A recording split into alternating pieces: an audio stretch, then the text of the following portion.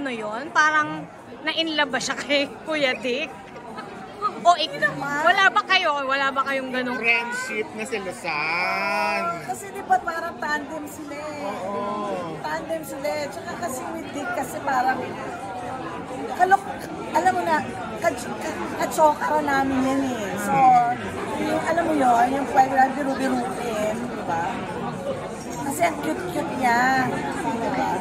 So, hindi kasi posible naman yun eh, yung mga magkakaibigan nagkakain-laban din minsan. Definitely.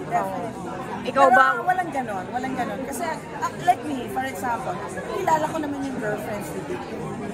Kung Jackie, Aquino. No, yung noon pa. Meron nga daw ngayon eh. Wala raw, nag-deny saan kanina. Baka alam ni Mai. Siyempre, Pag isa nagsisikreto yun eh. Kilala lang, pagtapos na, magsaka mo na lang magkukwento. Pero okay siya. Okay yung mga girlfriends ni Dick, mga matatalino. So I'm happy for him. I'm happy that he's back. You should see this movie. Gaano kagaling ni Roderick Paulate. Grabe.